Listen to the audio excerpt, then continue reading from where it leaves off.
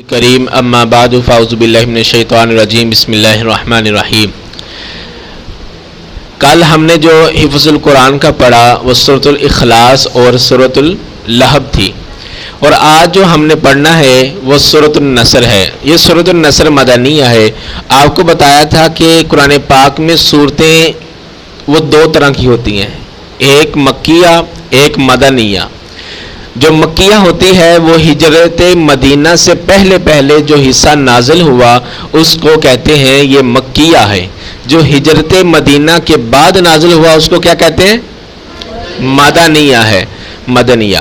تو یہ سورۃ اللہب یہ ہجرت مدینہ کے بعد نازل ہوئی، اور یہ جو سورت ہے یہ آخری صورتوں میں سے صورت ہے، یعنی کہ اگر آپ اس کا نمبر شمار دیکھیں تو 114 قرآن پاک میں کتنی صورتیں ہیں؟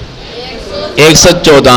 تو اس سورت کے آخر میں بھی لکھا ہوا ہے 114، یعنی کہ مکمل جو سورت نازل ہوئی ہے تو یہ آخری وہ سورت ہے جو مکمل نازل ہوئی، 114 نمبر یہ سورت ہے۔ تو ہم پڑھتے ہیں، اس کی 3 آیات ہیں اور 1 رکوع ہے۔ پڑھتے ہیں، اعوذ باللہ من الشیطان الرجیم،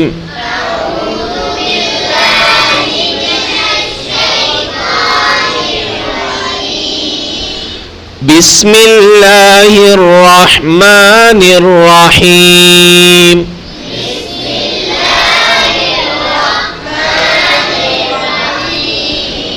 اذا جاء نصر اللہ والفتح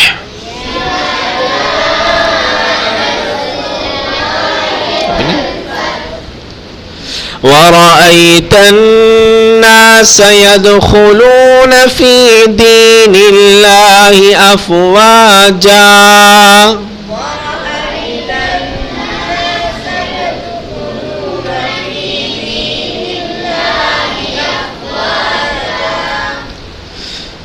فَسَبِّحْ بِحَمْدِ رَبِّكَ وَاسْتَغْفِرْهُ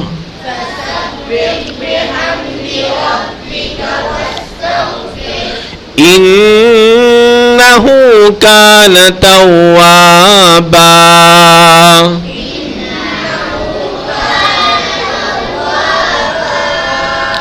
اب جن کو سورت یاد نہیں ان کے لیے میں ایک ایک لفظ کر کے پڑھاتا ہوں۔ اذا جاء، لیکن سب کی آواز آئے، جن کو نہیں بھی آتی نا ایک ایک لفظ تو سب کو آتا ہے نا، سب کی مل کر اونچی آواز آئے۔ اذا جاء نصر اللہ والفتح ورأیت الناس يدخلون فی دین اللہ افواجا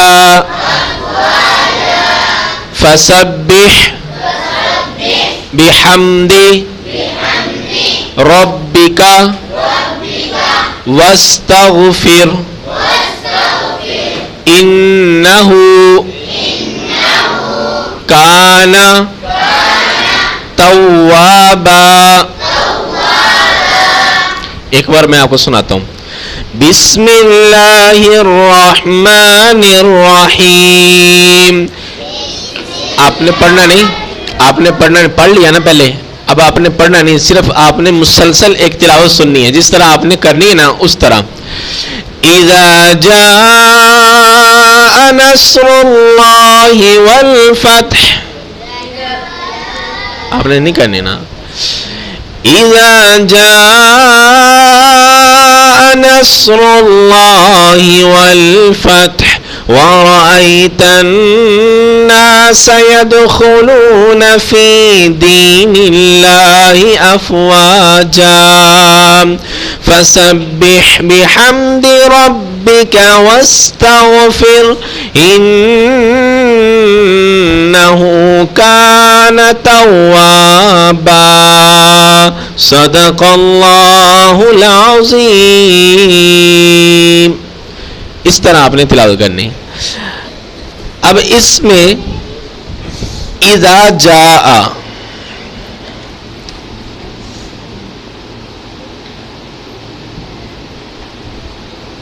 کل ہم نے مد میں پڑھا تھا، تو اس میں کون سی مد ہو رہی ہے؟ مد متصل. کیوں؟ حروف مدہ کے بعد حمزہ اسی کلمہ کے اندر آ رہا ہے، اس لیے یہاں پر مد متصل ہو رہی ہے.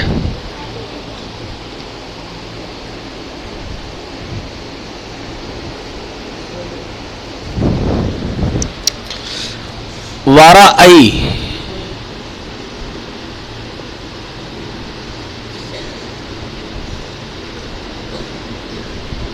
وَرَأَيْتَ النَّاسَ، وَرَأَيْتَ النَّاسَ میں یہ یا کون سی ہے؟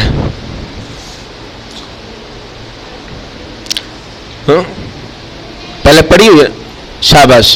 حروف لین والی، حروف مدہ والی ہوتی تو یہ حمزہ کے نیچے زیر ہوتی. اگر حمزہ کے نیچے زیر ہوگی تو یہ یا مدہ ہے. اگر اس پر زبر ہے تو یہ یا لین کی ہے. سمجھا گی نا؟ وَرَأَيْتَ النَّاسَ يَدْخُلُونَ، يَدْخُلُونَ، يَدْخُلُونَ میں یہ واو کون سی ہے؟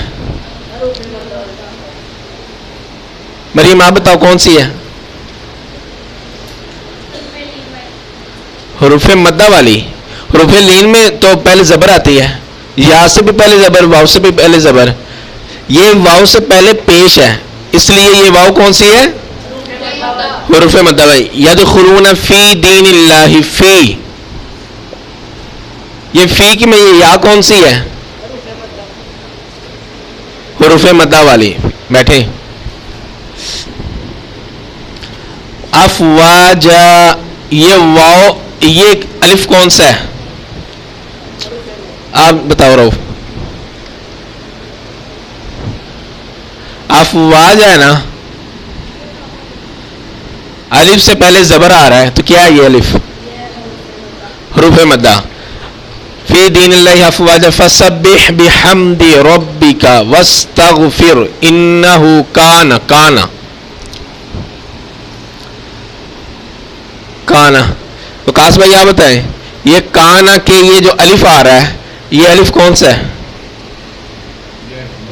یہ حروف مدہ کا کانا، کیونکہ الف خالی، اس سے پہلے زبر آ رہی ہے. الف جب آ جائے نا تو آپ حروف مدہ ہی بولیں، کیونکہ حروف لین کے اندر الف آتا ہی نہیں ہے.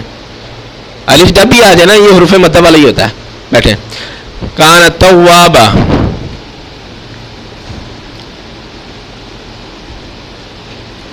توابا، یہ واو اور الف، یہ الف کون سا ہے؟ حروف مدہ. الف جب بھی آئے اس سے پہلے زبر ہی ہوتی ہے تو یہ حروف مدہ والا ہوتا ہے. الف حروف لین میں نہیں آتا. ٹھیک ہو گیا؟ یعنی کہ آج کی ہماری جو سورت ہم نے پڑھی اس کی ہماری یہ تجویدی مشق ہو گئی.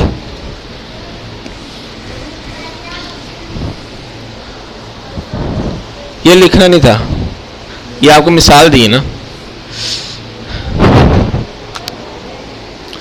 ایک بار پھر سن لو سورۃ النصر.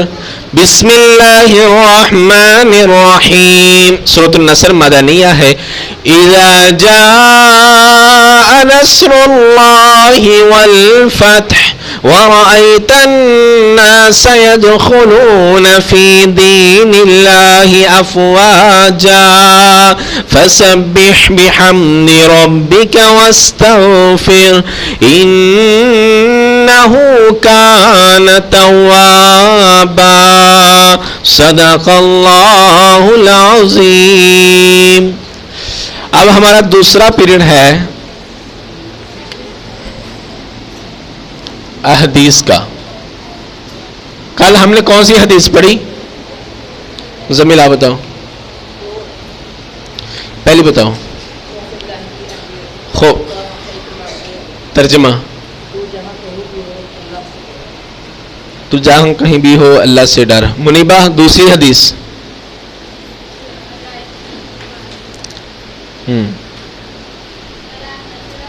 کا ہے، اس کا عنوان ہے شرم و حیا. کیا نام ہے؟ حدیث پڑھیں, الحیاء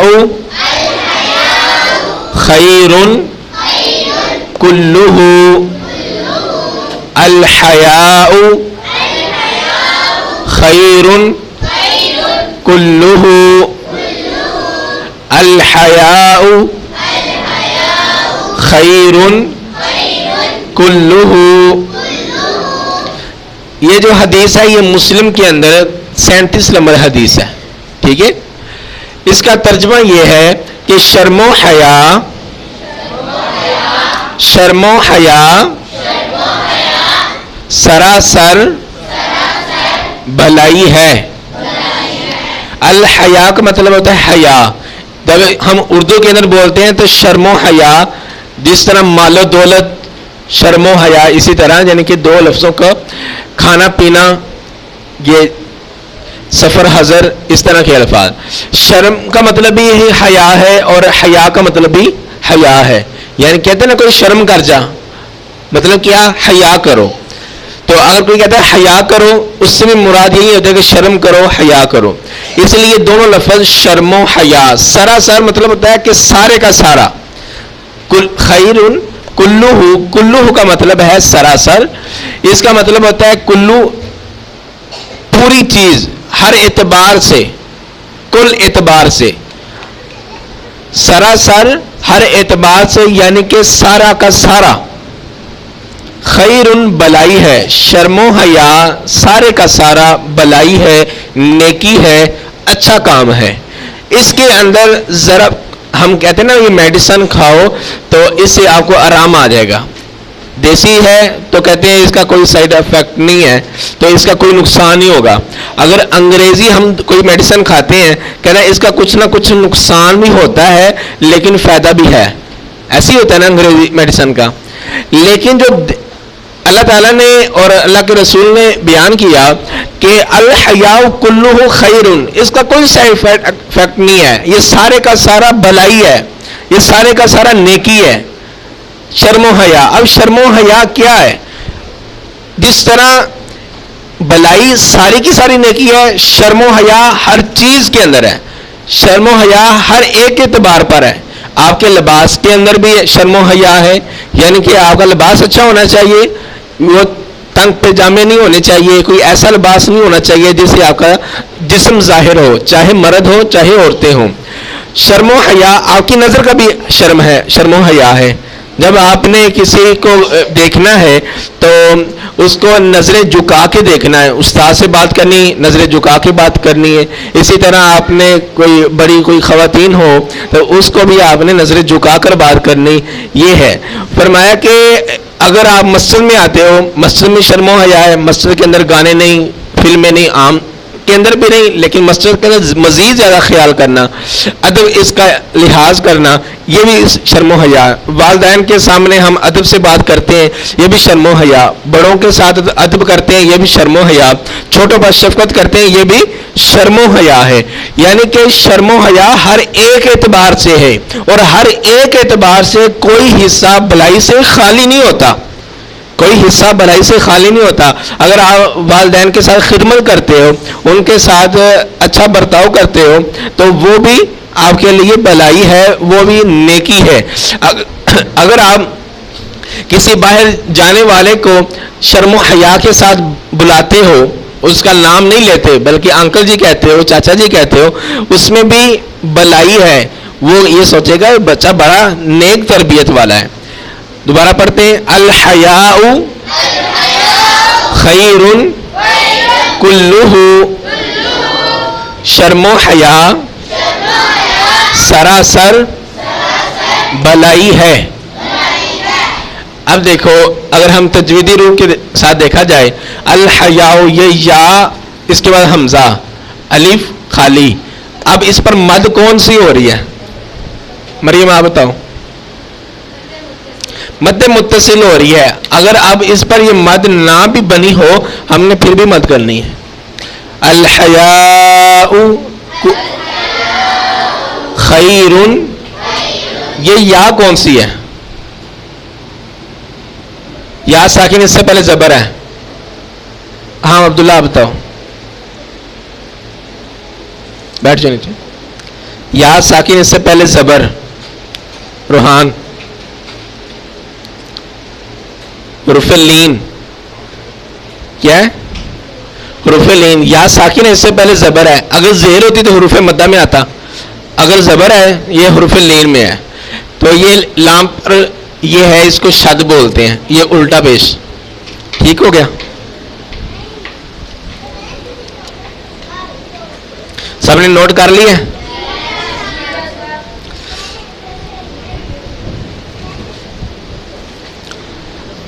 اگر اس کا عنوان ہے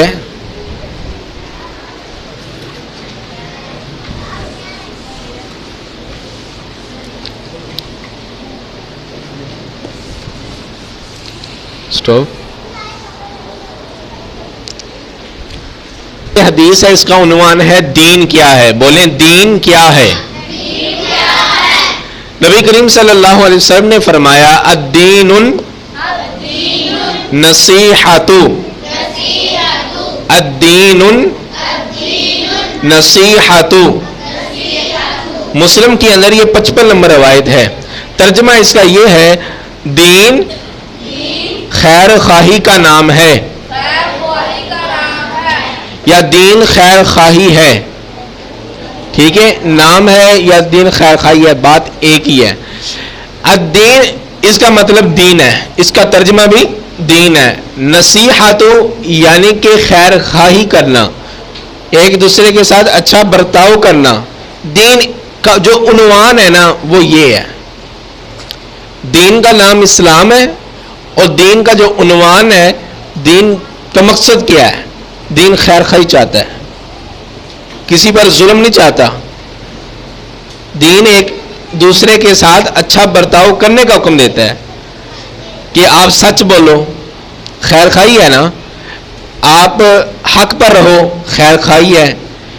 آپ انما المؤمنون اخوہ, آپس میں سارے کے سارے بھائی بھائی ہو, تو یہ کیا ہے؟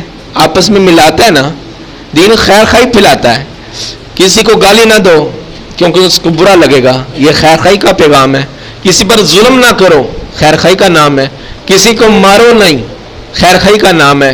اپنی زبان کے ساتھ کسی کو تنگ نہ کرو, یہ خیر خواہی کا نام ہے. اپنے پاؤں کے ذریعے, اپنے ہاتھوں کے ذریعے, اپنے جسم کے ذریعے کسی کو تنگ نہ کرو, مارو نہیں, تو یہ کیا ہے؟ یہ خیر خواہی ہے. ہم نماز کی حالت میں ایک دوسرے کے ساتھ جڑ کر کھڑے ہوتے ہیں, پاؤں کے ساتھ پاؤں ملاتے ہیں, یہ کیا ہے؟ آپس میں محبت پیار الفت یہ دین سکھا رہا ہے نا. فرمایا کسی کے ساتھ ناراض نہیں ہونا. اگر کسی وجہ سے آپ ناراض ہو گئے ہو تو 3 دن سے زیادہ ناراض نہیں ہونا. کیا یہ خیر خواہی ہے؟ اگر آپ نے قربانی کرنی ہے, قربانی کے اندر آپ نے 3 حصے کرنے, ایک حصہ اپنے لیے, ایک رشتہ داروں کے لیے, ایک مسکینوں کے لیے, یہ کیا ہے؟ خیر خواہی ہے. اگر آپ نے زکوٰۃ ادا کرنی ہے تو کس میں دینی ہے؟ غریبوں میں دینی ہے, مسکینوں میں دینی ہے, مسجد میں مدرسے میں دینی ہے, مجاہدین کے اندر خرچ کرنی ہے, مسافروں پہ خرچ کرنی ہے. یہ کیا ہے؟ یہ خیر خواہی ہے. اگر آپ رستے میں کوئی بندہ جا رہا ہے, اگر کوئی بندہ لفٹ مانگتا ہے یا اس کے پاس روپے پیسے نہیں, کوئی اس کو مشکل آن پڑی ہے, تو اس کے ساتھ ہیلپ کرنا, یہ کیا ہے؟ خیر خواہی ہے. یہ ہمیں صرف دین سکھاتا ہے, اس کے علاوہ کوئی دوسرا مذہب یہ نہیں سکھاتا. دوسرے مذہب کہتے ہیں بس اپنا جانو, پیسہ بناؤ. وہ کہتے ہیں بس انسان کو اپنے مطلب کے ساتھ ہونا چاہیے. کچھ لوگ ابھی بھی کہتے ہیں نا, یا چھوڑ ان کو, تو اپنے رکھ. ہاں جتنے کوئی لگیا انہوں لگیا رہن دو. نہیں, بلکہ نبی کریم صلی اللہ علیہ وسلم کے پاس علم آیا, صحابہ کے پاس علم آیا, انہوں نے اس علم کو آگے پھیلایا تاکہ ساری امت نیک بن جائے. اب دیکھو اللہ تعالیٰ نے مجھے علم دیا نا, اب میں آپ کو علم دے رہا ہوں, یہ کیا ہے؟ خیر خواہی ہے نا. فری علم دے رہا ہوں. اگر یہ علم اتنا قیمتی علم ہے, اگر اس کی آپ فیس بھی دو, ہدیہ بھی دینا چاہو, اس کا حق نہیں ادا ہو سکتا. اس کا حق نہیں ادا ہو سکتا. اسکول کے لیے ہم فیسیں دیتے ہیں, دین کے لیے ہم کہتے ہیں چلو فری پڑھو, لیکن جس کے پاس استطاعت ہے, جو کہتا ہے میں اتنے دے سکتا ہوں, اس کو دینا چاہیے. اب دیکھیں, جب ہم دین کے ساتھ سپورٹ کریں گے تو دین مزید پھیلے گا, مزید پھیلے گا. اگر مثال کے طور پر میں سیکنڈ ٹرم بعد پڑھانے جاتا ہوں, اگر وہاں سے میں نہ پڑھانے جاؤں, میری انکم سب ختم ہو جائے, تو پھر میں کیسے دین کا کام آگے کر سکوں گا؟ ادھر پڑھاتا ہوں, ادھر خرچ کرتا ہوں, لوگ تعاون کرتے ہیں, آپ پر خرچ ہوتا ہے, آپ کچھ چندہ لے کر آتے ہو, آپ پر ہی خرچ ہو جاتا ہے. یہ روزانہ آپ کی ضیافت کے لیے ریفریشمنٹ کے انتظام ہوتا ہے. یہ کیا خیر خواہی ہے نا کہ آپ آؤ, دین سیکھو, 1 گھنٹہ آپ پڑھتے ہو, 1.5 گھنٹہ پڑھتے ہو, بعد میں تھوڑی ریفریشمنٹ ہونی چاہیے, اس کے بعد پھر آپ تر و تازہ ہو کر پھر دوبارہ پڑھو. آپ کے ساتھ اور میرے ساتھ کیا رشتہ ہے استاد شاگرد کا؟ اور یہ کیا ہے؟ خیر خواہی ہے. میں آپ سے پیار کرتا ہوں, کیا شفقت کرتا ہوں, کیا اس وجہ سے کیونکہ ہمارا جو رشتہ ہے وہ دین کی وجہ سے ہے. تو دین کیا ہے؟ دین الدین النصیحہ, دین خیر خواہی کا نام ہے. میرے ادھر آنے سے پہلے آپ مجھے نہیں جانتے تھے, میں کون تھا, نہ میں آپ کو جانتا تھا. تو ہمارا آپس میں جو رشتہ بنا ہے یہ کس وجہ سے بنا ہے؟ دین کی وجہ سے بنا ہے. تو فرمایا جو دین ہے یہ خیر خواہی کا نام ہے. آپ نے میرے ساتھ خیر خواہی کرنی ہے اور میں نے آپ کے ساتھ خیر خواہی کرنی ہے. آپ نے معاشرے کے ساتھ خیر خواہی کرنی ہے اور معاشرے نے آپ کے ساتھ خیر خواہی کرنی ہے. بڑوں نے چھوٹوں پر شفقت کرنی ہے, خیر خواہی کرنی ہے, اور چھوٹوں نے بڑوں کے ساتھ خیر خواہی کرنی ہے. یہ دین سارے کا سارا خیر خواہی کا نام ہے. فرمایا کہ نبی کریم صلی اللہ علیہ وسلم نے اپنی ذات کے اوپر دوسرے کو فوقیت دو. جنگ کے اندر ایک صحابی وہ آخری وقت پر تھا, یعنی کہ وہ کافروں نے مارا, شہید ہونے کے قریب تھا, خون بہ رہا تھا, تلواریں لگی ہوئی تھی. تو کہتا مجھے پانی پانی. جب پانی پاس آیا تو ساتھ دیکھا ایک اور صحابی, وہ بھی اسی حالت میں, وہ بھی مانگ رہا ہے پانی. کہتا مجھے چھوڑو, اس کو پانی دے دو, اس کو پانی دے دو. جب اس کے پاس پہنچا, اس نے آگے دیکھا صحابی کو, وہ پانی مانگ رہا ہے. فرمایا کہ مجھے چھوڑو, اس کو پانی دے دو. اور تیسرے چوتھے صحابی کے پاس گیا, گھوم کر جس کے پاس پہلا تھا وہ پہلے کے پاس دوبارہ پھر پانی آ گیا. یہ کیا ہے؟ یہ خیر خواہی ہے. پہلے نے دوسرے کے ساتھ خیر خواہی کی نا, دوسرے نے تیسرے کے ساتھ, تیسرے نے چوتھے کے ساتھ, چوتھے نے پانچویں کے ساتھ. اور اسی طرح امام حسن بصری واقعہ نوٹ لکھتے ہیں, کہا کہ ایک بندے کے گھر میں ایک آنے والا آیا, بھکاری آیا. تو اس نے کہا کہ نا مجھے پیسوں کی ضرورت ہے, صبح عید ہے تو میرے پاس کچھ پیسے نہیں. فرمایا کہ چلے میرے پاس کچھ پیسے ہیں, میں آپ کو دے دیتا ہوں. انہوں نے پیسے دے دیے, 300 ریال, وہ 300 سکوں کی نا تھیلی دے دی. تو جب وہ تھیلی دی, اس نے کہا اب میرا اس سے صحیح گزارا ہو جائے گا. وہ اپنے گھر لے گیا. اب دوسرا اس کا دوست آ گیا, کہا یا صبح عید ہے, میرے گھر میں کچھ بھی نہیں, بچے مانگ رہے ہیں کچھ چیز کھانے کے لیے, وہ اگر آپ کے پاس کچھ پیسے ہیں تو مجھے دے دو. اس نے وہ 300 سکوں کی تھیلی پوری پکڑ کر اس کو دے دی. یہ نہیں کہا کہ میں 100 رکھ لوں, 200 رکھ لوں, 300 جتنے سکے. اس نے کہا پتہ نہیں اس کو کتنی ضرورت ہوگی, میرے دروازے پر آ گیا, 300 سکے سارے دے دیے. پھر وہ بندہ اپنے گھر لے گیا, اس کے دروازے پر اس کا دوست آ گیا, کہا کہ یار مجھے نا 300 سکوں کی ضرورت, مجھے کچھ پیسوں کی ضرورت ہے, صبح عید ہے. تو اس نے کہا پتہ نہیں اس کو کتنی ضرورت ہے. اس نے 300 سکوں کی تھیلی اس کو پکڑا دی. تو وہ یہ گھومی, یعنی کہ وہ آگے چلتی گئی. جو پہلا بندہ تھا نا, اس نے کہا یا مجھے تو ضرورت ہے, اب میں ایسا کرتا ہوں, وہ جو بندہ ہے نا اس کے پاس میں جاتا ہوں, اس کے پاس نا کچھ پیسے ہوں گے تو وہ مجھے دے دے گا. کچھ لوگ ہوتے ہیں نا سفید پوش ہوتے ہیں, وہ بتاتے نہیں لیکن اللہ جانتا ہوتا ہے ان کو. وہ بندہ نا جس نے پہلا جو تھیلی دی تھی, جس نے پہلی بار تھیلی دی تھی آگے اپنے دوست کو, وہ بندہ دوسرے محلے کے بندے کے پاس جاتا ہے, یار آپ میرے دوست ہو, مجھے نا صبح عید ہے, کچھ پیسے چاہیے. تو اس نے اندر گیا, اس کے پاس وہ 300 سکوں کی تھیلی تھی, اس کو دے دی. اس نے کہا یہ تھیلی تو میری ہے, میں نے اپنے اس فلاں دوست کو دی ہے. اس نے پتہ کیا تو اس نے کہا کہ میرے پاس فلانا دوست آیا تھا, میں نے اس کو وہ تھیلی دے دی. اس نے کہا کہ میرے پاس فلانا دوست آیا تھا, میں اس کو تھیلی دے دی. اس نے کہا میرے پاس وہ فلانا دوست آیا تھا, میں اس کو تھیلی دے دی. اس نے کہا کہ اب یہ تھیلی میرے پاس آ گئی. اس نے کہا مجھے ضرورت ہے, یہ تھیلی اب میرے پاس بھی آ گئی. یہ دیکھیں یہ کیا, یہ خیر خواہی ہے نا. اس نے سارے, یہ تھیلی سب کو اجر مل گیا. تھیلی جس کی تھی اس کے پاس بھی آ گئی, اجر سب کو مل گیا. یہ ہے دین خیر خواہی کا نام ہے, ایک دوسرے کا احساس کرنے کا نام ہے. دین خیر خواہی کا. دوبارہ پڑھتے ہیں, الدین النصیحہ, دین خیر خواہی ہے. مسلم کے اندر یہ 55 نمبر روایت ہے, نوٹ کر لو.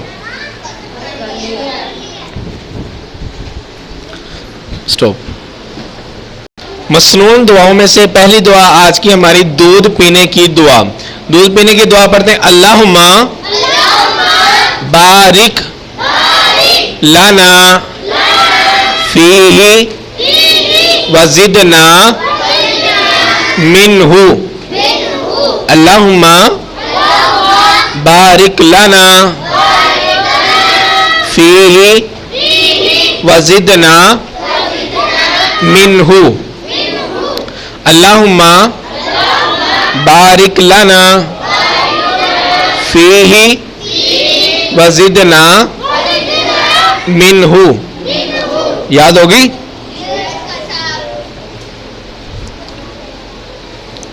ہاں آپ کو یاد ہوگی؟ سناؤ. عبداللہ آپ کو یاد ہوگی؟ عبداللہ یاد ہوگی؟ دودھ پینے کی دعا سناؤ, کھڑے ہو کر سناؤ.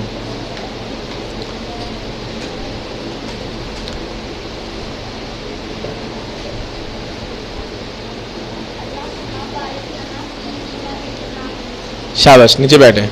اب ہماری دوسری دعا چھینک کرنے کی دعا. چھینک آتی ہے نا, کس طرح آتی ہے؟ جب ہم نے چھینک کرنی ہے تو کچھ اپنے ناک پر یہ ہاتھ رکھ لیتے ہیں. ایسے نہیں کرنا, ایسے کرنا, ایسے. ٹھیک ہے. چھینک جب آپ نے کرنی ہے, اگر آپ ناک پر ہاتھ رکھ لو گے, منہ بند کر لو گے, چھینک کا پیچھے سے پریشر آتا ہے, ہوا تیز آتی ہے اس کی. اگر آپ کا ناک بند ہوگا, منہ بند ہوگا تو کان کے پردے پھٹ سکتے ہیں. پیچھے سے پریشر آ رہا ہے نا, بہت تیز چھینک آتی ہے. تو اگر آپ نے چھینک روکنے کی کوشش کی, آپ نے یہ ناک بند کر لیا, منہ بند کر لیا, تو ایک رستہ ہے باقی, یا آنکھوں کا رستہ ہے یا کان کا رستہ ہے. کان کا جو رستہ ہے اس میں پردہ بالکل ہلکا سا ہوتا ہے, پھر چھینک وہاں سے اس کی ہوا نکلے گی. جب وہاں سے نکلے گی پھر کان کا پردہ پھٹ سکتا ہے. اس وجہ سے چھینک کو آنے دو. جب چھینک آئے گی, چھینک کا فائدہ کیا ہے, یہ سائنس دانوں نے لکھا ہے کہ یہ دماغ کے اندر ایک چھوٹا سا ذرہ آ جاتا ہے. ذرہ جب آ جاتا ہے تو وہ دماغ کی جو حرکت ہے وہ بند ہونا شروع ہو جاتی ہے. تو اللہ تعالیٰ نے چھینک کا سسٹم رکھا ہے. جب وہ چھینک آتی ہے, چھینک کے ذریعے, ناک کے ذریعے یا منہ کے ذریعے وہ ذرہ باہر نکل جاتا ہے. بالکل ہلکا چھوٹا سا ہوتا ہے, وہ نظر نہیں آتا, مائکروسکوپ کے ذریعے وہ نظر آتا ہے. تو اس وجہ سے آپ نے جب چھینک آنی ہے اس کو آنے دو. جتنی چھینک آئے گی وہ ذرا باہر نکل جائے گا. اگر وہ ذرا اندر ہی رہ گیا, وہ ذرا اندر, اگر کان کا پردہ نہیں پھٹتا, ذرا آپ کے دماغ کے اندر رہ گیا تو آپ کا دماغ مفلوج ہونے کا خدشہ ہے. حافظہ کمزور ہو جائے گا, دماغ کے کوئی حصہ ڈیمیج ہو جائے گا. اس وجہ سے چھینک آنے دو. چھینک کو آپ نے روکنا نہیں ہے. اگر وہ ذرا آپ کا باہر نکل جاتا ہے تو پھر کیا کہنا ہے؟ الحمدللہ, اللہ تیرا شکر ہے. چھینک آنے کی کیا دعا ہے؟ الحمدللہ. یا اللہ تو نے یہ چھینک کا سسٹم رکھا ہے تو بہت اچھا, ہم اس پر تیرا شکر ادا کرتے ہیں, ہم یہ بیماریوں سے بچ گئے. الحمدللہ, اللہ تیرا لاکھ لاکھ شکر ہے. ٹھیک ہے. یہ ہم نے دعا پڑھنی, چھینک آنے کی دعا. اور چھینک کو روکنا نہیں ہے, چھینک کو روکنا نہیں, بانسی کو روکنا ہے. ٹھیک ہے. چھینک کو نہیں روکنا. الحمدللہ. اور جب یہ چھینک کرنے والا وہ یہ الحمدللہ پڑھتا ہے تو دوسرا بندہ سننے والا وہ کیا پڑھے؟ یرحمک اللہ, یرحمک اللہ, اللہ آپ پر رحم فرمائے. اس کا مطلب یہ ہے اللہ تعالیٰ آپ پر رحم فرمائے کہ جس طرح اللہ نے اب رحم کیا, تیرا وہ دماغ کا ذرہ باہر نکل گیا, خارج ہو گیا, اللہ تعالیٰ اسی طرح آپ پر رحم کرتا رہے, آپ کو اسی طرح بیماریوں سے پاک کرتا رہے. یرحمک اللہ. دوسرے نے یہ دعا دینی ہے. پہلے نے جس نے چھینک کی اس کا یہ دعا ہے الحمدللہ, اور جس نے یہ چھینک کا جواب سنا ہے اس نے کہنا ہے یرحمک اللہ. اب جس نے یہ چھینک کی ہے نا وہ منہ میں نہ بولے الحمدللہ, ایسے نہیں, تھوڑی سی اونچی آواز سے بولے الحمدللہ, تاکہ دوسرا جو قریب بیٹھا ہے وہ سننے والا اس کو پتہ چلے اس نے الحمدللہ بولا ہے, اللہ کی تعریف بولی ہے, یہ خود اللہ کا شکر ادا کرنا چاہتا ہے, پھر بندہ وہ دوسرا اس کو دعا دے. اگر جس کی آواز آپ کو نہیں پہنچی پھر آپ یرحمک اللہ بھی نہ کہیں, ٹھیک ہے نا, اس کو یہ تعلیم دے, جب چھینک آئے تو اس کو الحمدللہ کہنا چاہیے.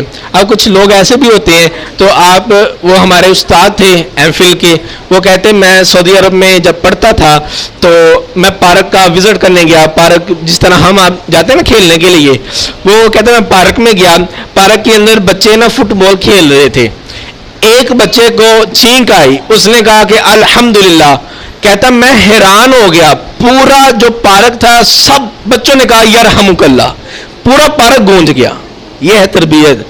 اب آپ کو یہ جب آپ نے اپنے گھر میں جانا, مثال کے طور پر اگر مجھے چھینک آتی ہے, میں کہتا ہوں الحمدللہ, آپ پھر سب بولو گے نا یرحمک اللہ, یہ کہ آپ کو یہ علم ہوا ہے نا, تو تب آپ نے بولنا یرحمک اللہ. کہتے وہ پارک پورا گونج گیا, وہ پورے پارک کے اندر یرحمک اللہ کی آواز آئی. کہتا میں پاکستانی تھا, میرے لیے بڑی ایک نئی بات تھی کہ عربی لوگ بچوں کی اتنی تربیت کرتے ہیں, یہ چھوٹی چیز بھی بچوں کو سکھائی ہوئی ہے, اور مجھے بڑا اچھا لگا. تو کہا کہ میں جب پاکستان میں جاؤں گا میں اپنے ادھر اپنے اسٹوڈنٹ کو کہوں گا. تو اس حوالے سے کلاس اسکول کی ہو, مدرسے کی ہو, آپ کا پارک ہو, کھیلنے جاؤ, کسی ایک کو چھینک آ جائے, سب نے آپ نے جواب دینا ہے جس چیز کو آواز پہنچ گئی ہے. تو کوشش کرو تھوڑی اونچی آواز سے بولو تاکہ ہر ایک کو آواز پہنچ جائے. اس کے بعد یرحمک اللہ, اس نے جواب آپ نے دے دیا. اب جس نے چھینک کی ہے, جس نے الحمدللہ پڑھا ہے, اب وہ کیا دعا دے گا اس بندے کو؟ وہ کہے گا یہدیکم اللہ ویصلح بالکم, یہدیکم اللہ ویصلح بالکم.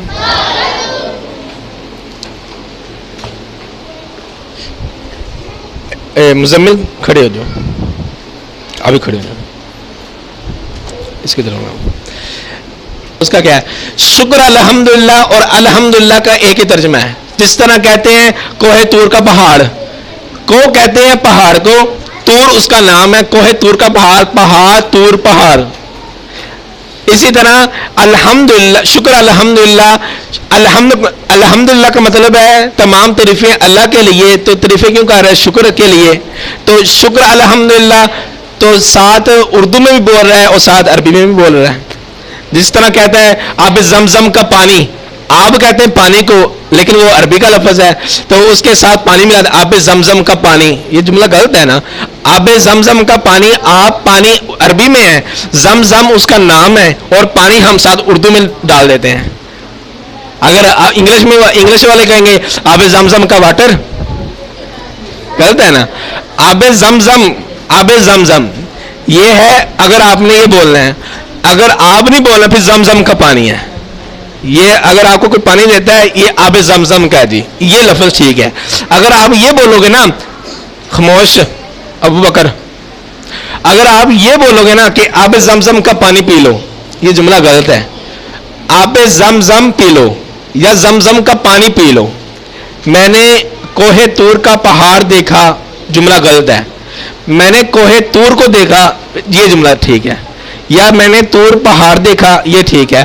کو, یہ جو کو ہے نا, اس کا مطلب ہی پہاڑ ہے. طور اس کا نام ہے. اگر ہم کہتے ہیں طور پہاڑ, ٹھیک ہے. اگر ہم کہتے ہیں کوہ طور کا پہاڑ, یہ جملہ غلط ہے. پہاڑ طور پہاڑ, ٹھیک ہے نا. اسی طرح آب زمزم کا پانی یا آب زمزم, یہ زمزم کا پانی. وضاحت ہوگی. شکر الحمدللہ نہیں کہنا, الحمدللہ ہی کہنا ہے.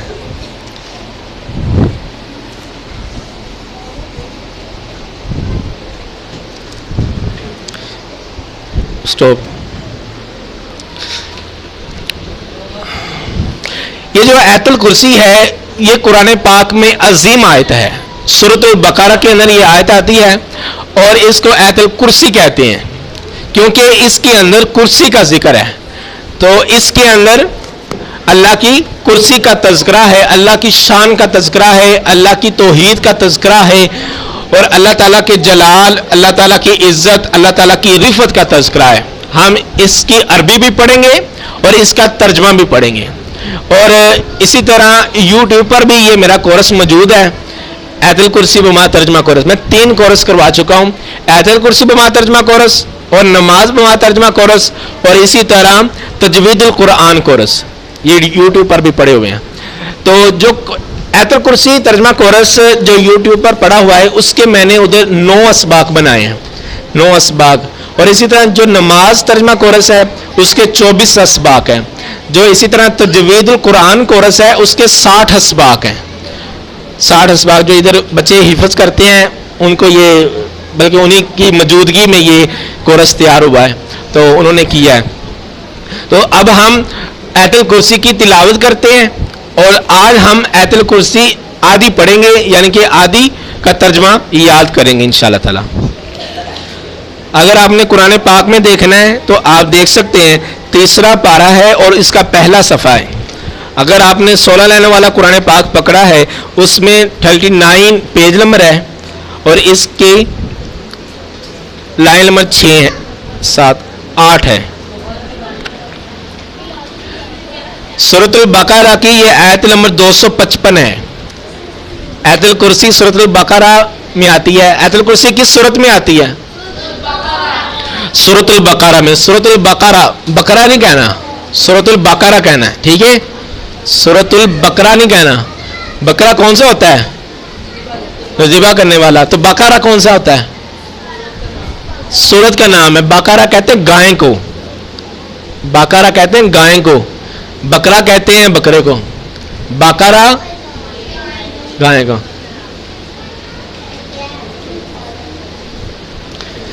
اس کی آیت نمبر 255 ہے.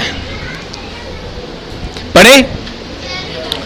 اللہ لا الہ الا هو الحی القیوم لا تأخذہ سنۃ ولا نوم لہ ما فی السماوات وما فی الارض من ذا الذی یشفع عنده الا بإذنه يعلم ما بين أيديهم وما خلفهم.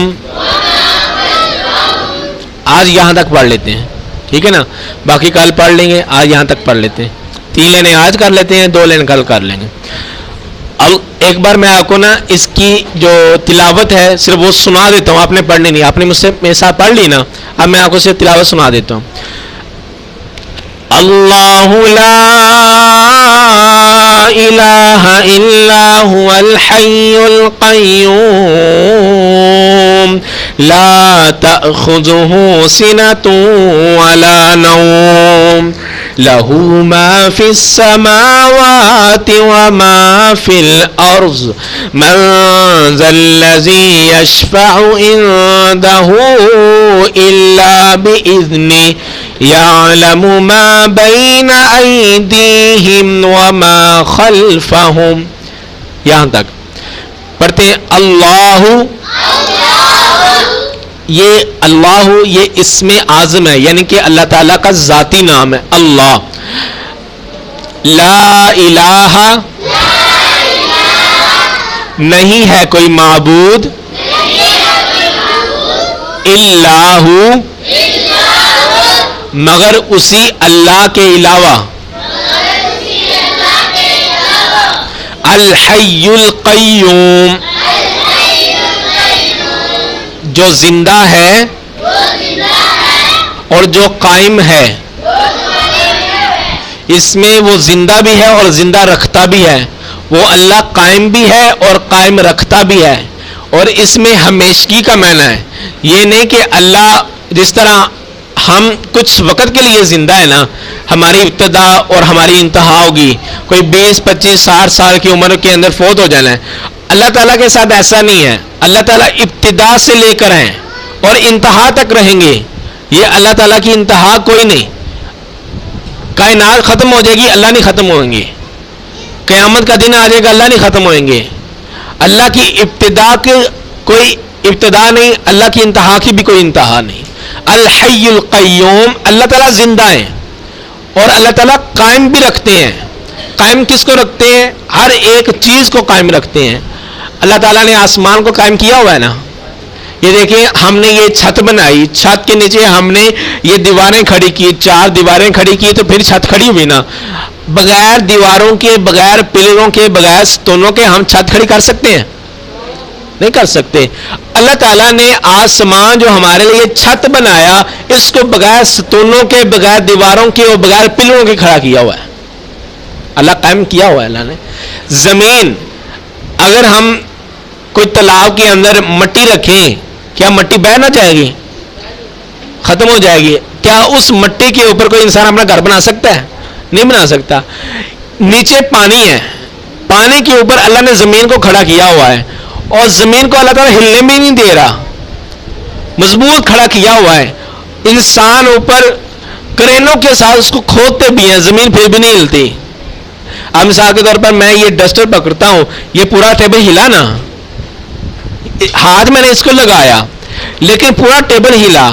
اب ایک انسان ہمارے اس علاقے کے اندر، یہ ننگل گاؤں کے اندر، یہ کوئی کرین کے ساتھ بیسمنٹ بنانا چاہتا ہے تو اتنی کھدائی کرتا ہے، پورا ننگل کوئی ہلتا ہے؟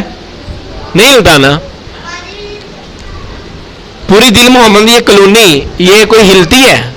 نہیں ہلتی. یہ اللہ نے سنبھالا ہوا ہے، اللہ نے قائم رکھا ہوا ہے.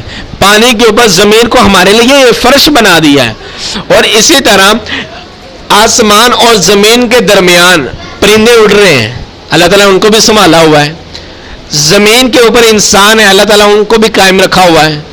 ہر چیز کو قائم رکھنے والا. مثال کے اگر ہم نے ایک کمرہ بنا لیا ہے، اگر اللہ نہ سنبھالے اس کو، اللہ تعالیٰ اس کی نہ حفاظت کرے، یہ فوراً گر جائے گا، گر جائے گا. یہ اللہ تعالیٰ کی قدرت کے ساتھ یہ کھڑے ہوئے ہیں. اگر انسان جب گناہ زیادہ کرتے ہیں نا، اللہ تعالیٰ فرماتے ہیں پھر زمین پر زلزلہ آتا ہے. ظاہر الفساد فی البر والبحر. یہ اگر آپ دیکھو کہ خشکی کے اندر کوئی اسی طرح کوئی نظام درم برم ہوا ہے، یا اسی طرح پانی کے اندر، یہ انسانوں کے اپنے اعمال ہیں، ان کے اپنے ہاتھوں کی کمائی ہے. یہ خود گناہ کرتے ہیں، پھر میں تھوڑی سی زمین کو ہلاتا ہوں تاکہ یہ پلٹ کر واپس آ جائیں. زلزلے آتے ہیں نا، اس لیے کہ اللہ کی طرف پلٹو، اللہ کی طرف استغفار کرو، نمازیں ادا کرو، صدقہ و خیرات کرو. جب انسان یہ کرتا ہے اللہ کے قریب ہو جاتا ہے. اللہ تعالیٰ پھر ان عذابوں کو ٹال دیتا ہے. الحی القیوم کا ترجمہ یاد ہو گیا؟ الحی جو زندہ ہے اور ہمیشہ زندہ ہے، القیوم جو ہمیشہ قائم ہے. ٹھیک ہے. آگے لا تأخذہ، سب مل کر بڑھو. کون ہے باتیں کر رہا ہے؟ آگے میں نے باہر بھیج دینا. لا تأخذہ، نہیں اس کو پکڑتی، سینۃ ولا نوم، اونگ اور نہ ہی نیند. یعنی اللہ تعالیٰ کو نہ اونگ آتی ہے نہ نیند آتی ہے.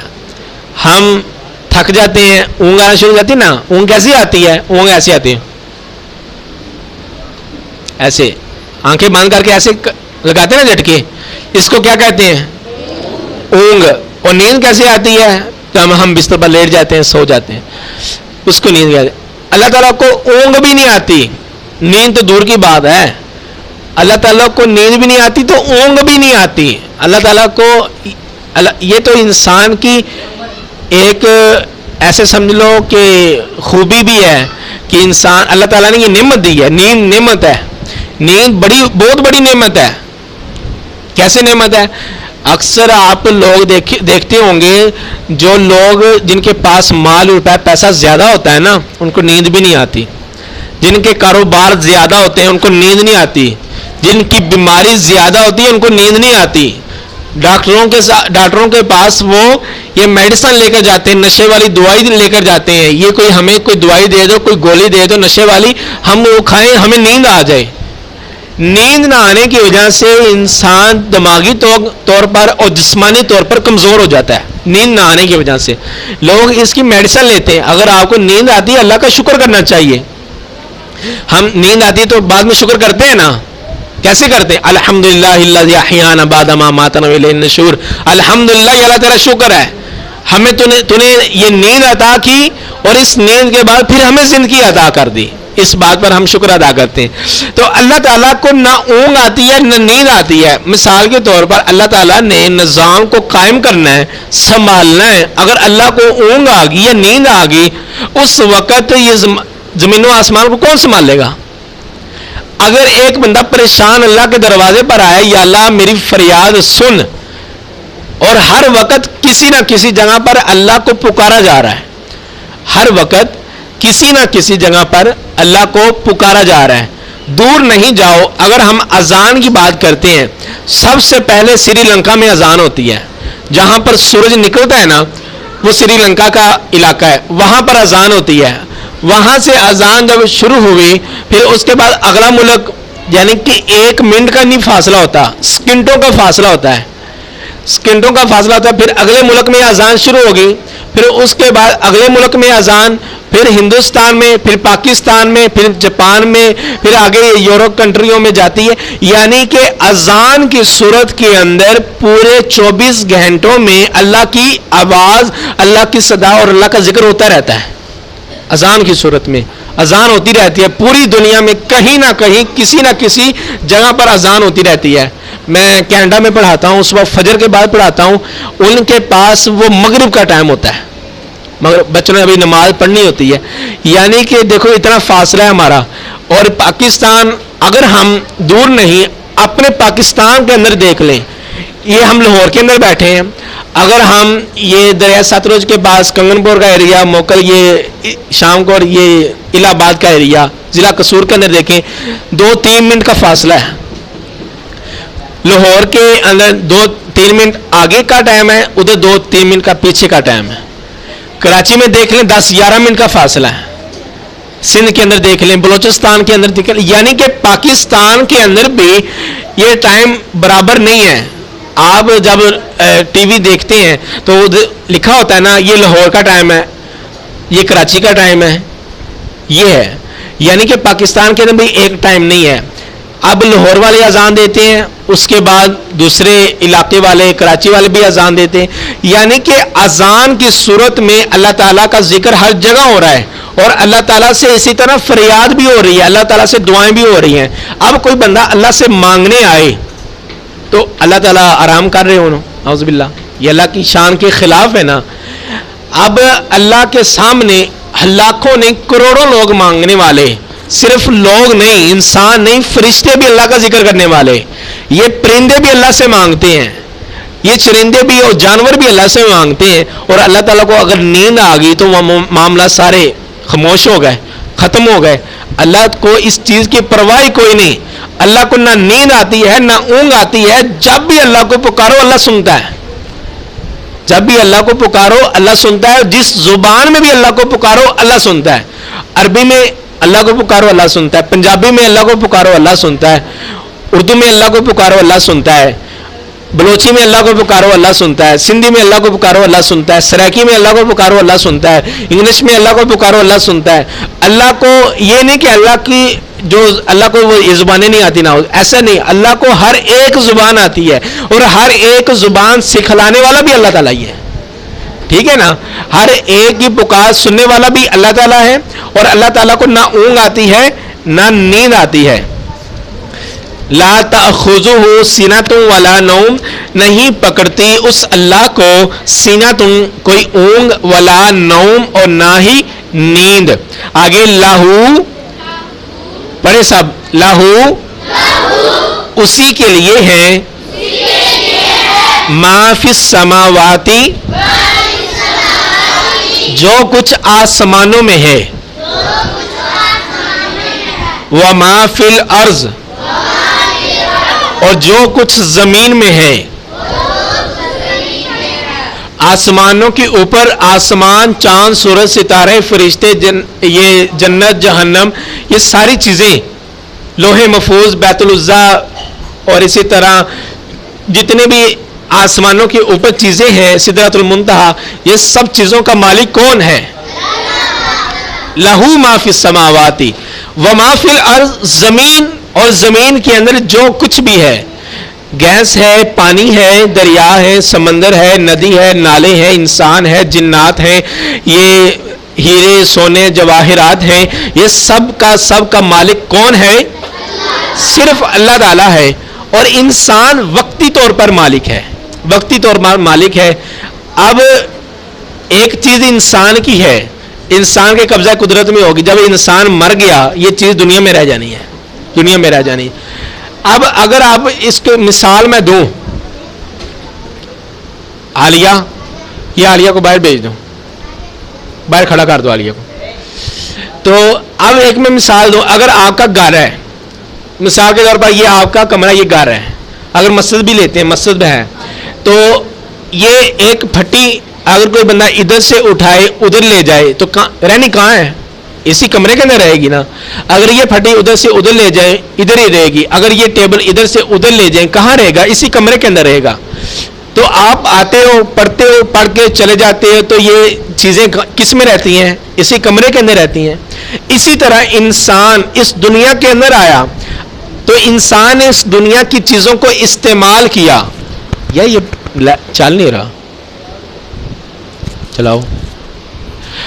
انسان نے اس دنیا کے اندر آیا اور اس چیزوں کو استعمال کیا. استعمال کرنے کے بعد دنیا سے چلا گیا. استعمال کرنے کے بعد دنیا سے چلا گیا تو چیزیں کہاں رہی؟ دنیا کے اندر ہی. مثال کے طور پر ایک بندے نے سونا بنایا، 10 تولے اس نے سونا بنا لیا. سونا بنانے کے بعد اس نے استعمال کیا. استعمال کرنے کے بعد وہ بندہ فوت ہو جاتا ہے تو سونا کہاں رہتا ہے؟ اسی دنیا میں. وہ سونے کا مالک پھر اور کوئی بن جاتا ہے، رہتا دنیا کے اندر ہی ہے. فرمایا لہو ما فی السماوات و ما فی الارض، جو کچھ آسمانوں میں ہے، جو کچھ زمین میں ہے، انسان وقتی طور پر اس کو استعمال کرتا ہے. اور نبی پاک نے فرمایا کہ انسان کا جو مال ہے وہ صرف 3 طرح کا ہے. ایک اس نے کھا لیا دنیا کے اندر رہ کر، اس نے کھا لیا اور اس نے ہضم کر دیا. دوسرا وہ مال ہے جو اس نے پہن لیا اور بسیدہ کر دیا. دیکھو اگر تیز ہوتی تو کر دو. دوسرا مال یہ ہے کہ اس نے پہن لیا اور بسیدہ کر دیا، ختم ہو گیا. تیسرا وہ ہے جو اس نے صدقہ کر دیا اور آخرت کے وقت اس کا یہ محفوظ ہو گیا. آخرت کے اعتبار سے صرف ایک مال محفوظ ہوتا ہے اور دنیا کے اعتبار سے 2 مال اس کے بسیدہ ہو جاتے ہیں. کھایا پیا، ہضم کیا، نکال دیا. دوسرا لباس پہنا، بسیدہ کر دیا، خراب ہو گیا، پھینک دیا. تیسرا مال اس نے صدقہ کیا. صدقہ قیامت والے دن اس کو اس کا اجر ملے گا. صدقہ محفوظ ہوتا ہے قیامت والے دن. باقی جو سارا سامان یہ دنیا کے اندر آ جاتا ہے، ورثہ لے لیتے ہیں. فرمایا کہ یہ 3 طرح کے مال ہیں. اگر آپ نے اپنے مال کو محفوظ کرنا ہے تو صدقہ و خیرات کرو. تو اگر آپ نے اتنی زیادہ محنت کر لی، مال اتنا زیادہ کما لیا، رہنا تو دنیا کے اندر ہی ہے. تو مالک حقیقی کون ہے؟ صرف اللہ کی ذات ہے. لہو ما فی السماوات و ما فی الارض. ہم آیت الکرسی کے اندر یہ پڑھ رہے ہیں لہو ما فی السماوات و ما فی الارض. زمین و آسمان کا مالک کون ہے؟ اللہ تعالیٰ ہے. اس کے اندر جو چیزیں ہیں اس کا مالک بھی کون ہے؟ اللہ تعالیٰ ہے.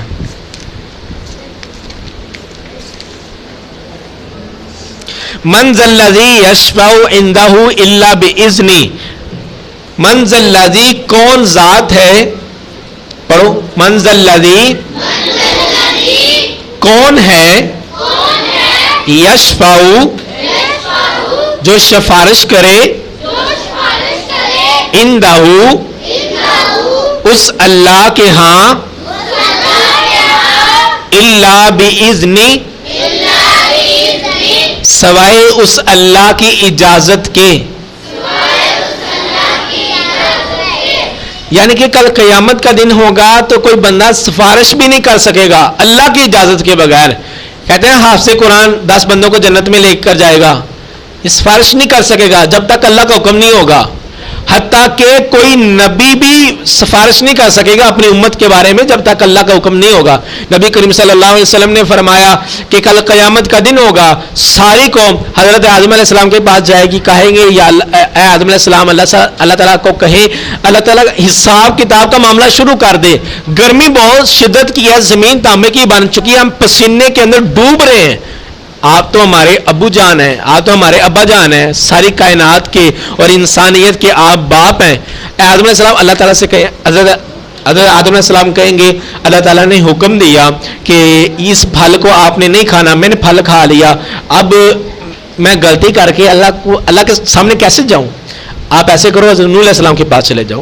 حضرت نوح علیہ السلام کے پاس جائیں گے ساری انسانیت, حضرت نوح علیہ السلام کو کہیں گے آپ اللہ تعالیٰ کو کہیں کہ اللہ تعالیٰ یہ حساب کتاب کا معاملہ شروع کر دیں, یعنی کہ ابھی شروع ہی نہیں ہوگا, لوگ پسینوں کے اندر ڈوب رہے ہوں گے. حضرت نوح علیہ السلام کہیں گے اللہ تعالیٰ نے منع کیا تھا مجھے کہ اپنے اہل و عیال, اپنے بیوی بچوں کے لیے آپ نے سفارش نہیں کرنی, صرف اپنے اہل و عیال جو آپ کے کلمہ پڑھنے والے صرف ان کے بارے میں سفارش کرنی ہے. میں نے اپنی بیوی اور اپنے بچے کے لیے اللہ سے سفارش کی تو اللہ تعالیٰ نے فرمایا یہ تمہارے اہل میں شامل نہیں ہے, میں اب یہ غلطی کر کے کیسے اللہ کے سامنے یہ سفارش کروں؟ آپ ایسے کرو, حضرت ابراہیم علیہ السلام کے پاس چلے جاؤ, ان کی نسل سے بہت سارے نبی پیدا ہوئے, وہ اللہ تعالیٰ کے خلیل ہیں, ساری انسانیت حضرت ابراہیم علیہ السلام کے پاس چلی جائے گی. حضرت ابراہیم علیہ السلام کو کہیں گے آپ جد الانبیاء ہیں, اللہ سے سفارش کریں, تو حضرت ابراہیم علیہ السلام کہیں گے اللہ تعالیٰ نے مجھے ڈانٹا جب میں نے اپنے باپ کے لیے دعا کی, استغفر لک ربی, میں نے اللہ سے دعا کی یا اللہ میرے باپ کو معاف کر دے, حالانکہ میرا باپ مشرک تھا, فرمایا اللہ تعالیٰ نے کہ مشرک کے لیے آپ نے دعا نہیں کرنی, اللہ تعالیٰ نے مجھے منع کر دیا, اب میں غلطی کر کے کیسے اللہ کے سامنے جاؤں؟ آپ ایسے کرو, آپ حضرت موسیٰ علیہ السلام کے پاس چلے جاؤ. حضرت موسیٰ علیہ السلام کے پاس گئے تو حضرت موسیٰ علیہ السلام کے پاس جب گئے انہوں نے اپنا عذر بیان کیا, فرمایا کہ آپ حضرت عیسیٰ علیہ السلام کے پاس چلے جاؤ. حضرت عیسیٰ علیہ السلام نے فرمایا کہ آپ میرے پاس آئے ہو, حالانکہ میں امتی بن کر گیا تھا رسول اللہ صلی اللہ علیہ وسلم کی امت میں, آپ حضرت رسول اللہ صلی اللہ علیہ وسلم کے پاس چلے جاؤ. فرمایا آقا کہ ساری کائنات میرے پاس آئے گی اور مجھے کہیں گی آپ اللہ کے آخری نبی ہیں, آپ کا نام سیدنا جناب محمد رسول اللہ ہے, اللہ تعالیٰ نے آپ کو بڑی عزت, شان, عزت رتبہ عطا کیا ہے, آپ اللہ کے ہاں سفارش کریں, اللہ ہمارا حساب کتاب کا معاملہ آسان کر دے اور اسی طرح یہ حساب کتاب شروع ہو جائے. نبی پاک فرماتے ہیں میں اللہ کے سامنے پھر سفارش کروں گا اللہ کی اجازت کے ساتھ, اور سجدہ کروں گا, اور 7 دن سجدہ کروں گا, اور اس کے اندر میں ایسی تسبیحات کو بیان کروں گا جو اب بھی مجھے یاد نہیں ہے,